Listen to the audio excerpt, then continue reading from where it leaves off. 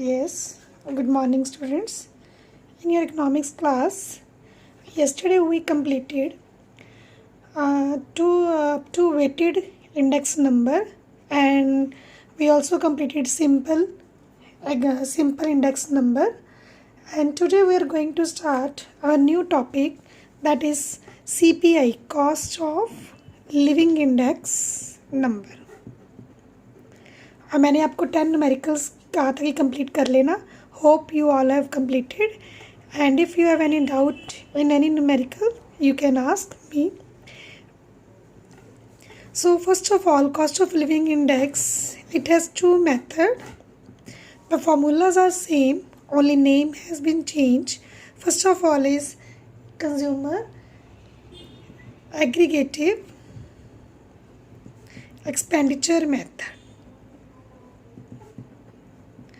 और जैसे मैंने पहले बताया कि इसमें आपने थ्योरी नहीं प्रिपेयर करनी, सिंपल आपको ये बताना चाहिए कि cost of living index means कि प्राइस में चेंजेस होने से कॉस्ट ऑफ लिविंग में कितना इफेक्ट होता है. Clear. And next is family budget method. Aggregative expenditure method is similar to the last year's method, that is summation P1, P0, Q0 into 100. जैसे कि मैं लास्ट ईयर्स मेथड में किया है, सेम वैसे ही. ठीक है. आपको प्राइस गिवन होएंगे, current year, base year, quantity given होएगी बेस ईयर, और you have just multiply the price and quantity, base year quantity, and then you will get the price index, cost of living index, CPI. Clear बच्चे. Next is family budget method, that is similar to relative method that we have already done, summation RW over summation W. Here W is a weightage means कितनी weightage, कितनी हमने value उसकी given होएगी. Clear. Sometimes क्या होता है, आपको weights नहीं गिवन होते, तो उसमें क्या होता है, आपने क्वांटिटी कंज्यूम्ड और प्राइस ऑफ बेस ईयर दोनों को मल्टीप्लाई करोगे तो आपके वेटेज आ जाएगी उस कमोडिटी की. क्लियर बच्चे. अगर तो डायरेक्टली वेट्स गिवन है, then you have to multiply, you have to calculate relation between current year and base year price, then multiply with the weights.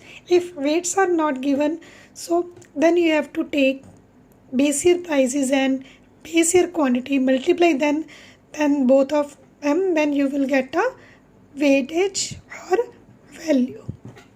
Clear बच्चे. So these are the two methods, only name has been changed, the formula rest is same. So this start from the 11th sum, 11th numerical. 10th तक तो आपके हैं simple weightage index number, इसमें कि last page और past years method तक आपके complete हो जाएंगे. 11th सम में देखो बच्चे, construct cost of living index on the basis of following data. You have given commodities, price, weight. अब देखो प्राइस में बच्चे ना तो आपको करंट ईयर प्राइस मेंशन है, ना आपको बेस ईयर प्राइस मेंशन है. It means कि there is a price that is already R is calculated. Already relation of current year and base year is given, and then you have given the weights, and then you have to use this method, summation RW and over summation W, and I've solved this numerical. Simple. You have given price, no current year or no base. It means you have given the price, that means the relation between base year and price already given, that the statement is here.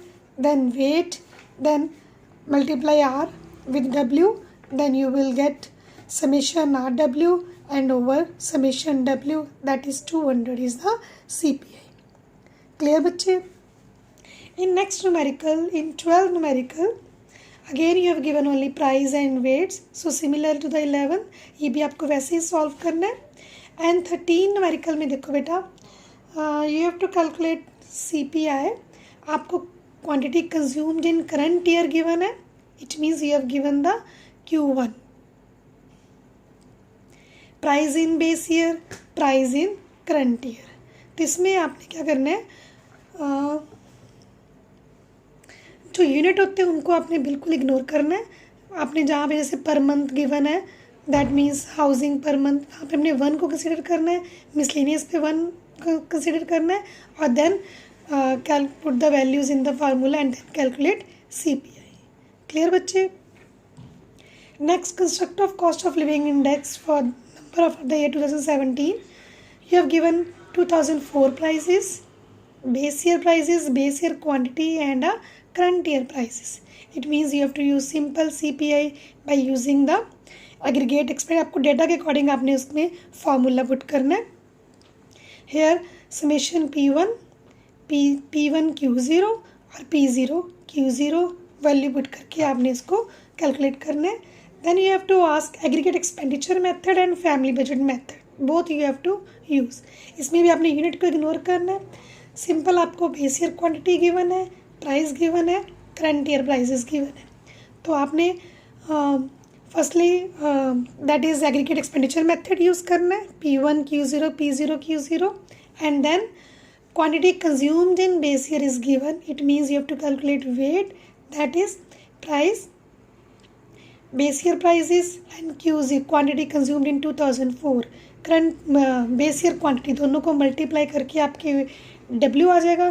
then you have to calculate the R and multiply with W। तो दोनों formula से आपका ये calculate हो जाएगा। Clear बच्चे? then 16th numerical same 16 numerical बच्चे industrial production given है। ये अभी आपके सिलेबस में डिलीट हो चुके हैं। अप टू 15 ही आपने न्यूमेरिकल्स कंप्लीट करने हैं। क्लियर बच्चे? Up to 15 you have to complete these numericals, and your last topic is left, that is wholesale price index। wholesale price index क्या होता है बच्चे? हमारे इंडिया में मेनली वीकली बेसिस पे कैलकुलेट करते हैं, जो कि हमें बताता है कि कितनी डिमांड है, कितनी सप्लाई है और कितना इन्फ्लेशन रेट चल रहा है। वो हमें होलसेल प्राइस इंडेक्स से ही पता चलता है। जैसे कि हमने इनिशियली 1999 को बेस ईयर लेते थे, फिर 2004 को, नाउ करंट ईयर में हम 2011 और 12 के प्राइसेस को बेस ईयर मान के हम रेट ऑफ इन्फ्लेशन कैलकुलेट करते हैं। हम डिमांड और सप्लाई को फोरकास्ट करते हैं। अगर फॉर एग्जांपल प्राइसेस इंक्रीज़ है, ठीक है, इट मीन्स सप्लाई कम है, प्राइस इंक्रीज मीन्स डिमांड भी इंक्रीज़ हो रही है, तभी प्राइसेस इंक्रीज़ होते हैं। क्यों? क्योंकि सप्लाई कम है, डिमांड ज़्यादा है, तो प्राइसेस क्या होते हैं? इंक्रीज़ होते हैं। क्लियर? सिमिलरली अगर डिमांड कम है तो प्राइसेस भी डाउन हो जाते हैं, क्योंकि सप्लाई ज़्यादा होती है। It means it helps to forecasting demand and supply. तो डब्ल्यू होलसेल प्राइस इंडेक्स में आपको कोई न्यूमेरिकल नहीं है बच्चे, आपको सिर्फ एक मीनिंग ही क्लियर होना चाहिए कि होलसेल प्राइस इंडेक्स क्या होता है। That helps, that is calculated on a weekly basis, and now we are taking 2011 and 12 as a base year to calculate inflation rate and to calculate WPI wholesale price index। और इसमें बच्चे आपको rate of inflation भी calculate करने का formula आना चाहिए, वो आपको 1 मार्क में आ सकता है।